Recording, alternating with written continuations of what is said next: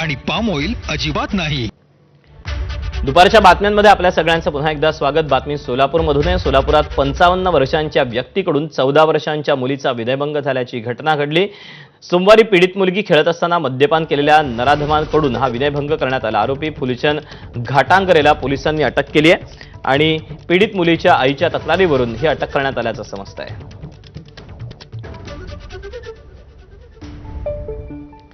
पालघरच्या कासा पोलीस ठाण्याच्या हद्दीत घडलेल्या अल्पवयीन बालिकेवरील अत्याचार प्रकरणात पोलिसांनी 45 वर्षाच्या आरोपीला अटक केली।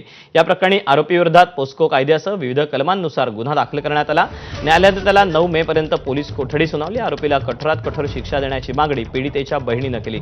दरम्यान आमदार नीलम गोरे यांनी कासातील उपजिल्हा रुग्णालयात जाऊन पीडित बालिका आणि तिच्या कुटुंबियांची भेट घेतली।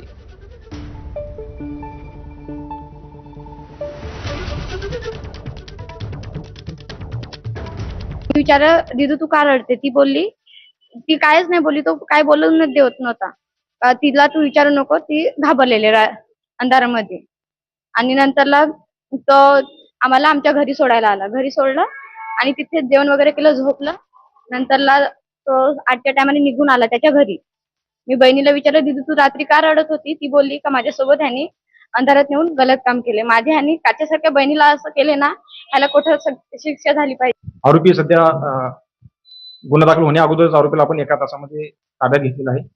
विक्रमगड हद्दीतून त्याच्या गावाच्या 5 किलोमीटर अंतराच्या दरम्यान त्याला ताब्यात घेतलेला आहे। त्याला अटक केलेला आहे। तपास स्वतः आम्ही करत आहोत। त्याला काल न्यायालयामध्ये हजर केला असता त्याला पोलीस 4 दिवसाची दिनांक 9/5/2026 पर्यंत 4 दिवसाची पोलीस कस्टडी रिमांड मिळालेली आहे। अशा प्रकारचा तो जो मांत्रिक आहे तर तो दबाव जर का आणत असेल तर वेळप्रसंगी अशा लोकांवरती टाडाच्या मार्फत किंवा संघटित गुन्हेगारीच्या मार्फत सुद्धा केस होऊ शकते।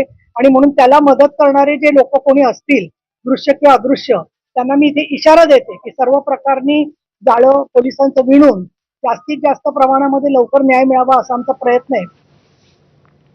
आणि यानंतर बातम्यांचा सुपरफास्ट आढावा घ्यायला सुरुवात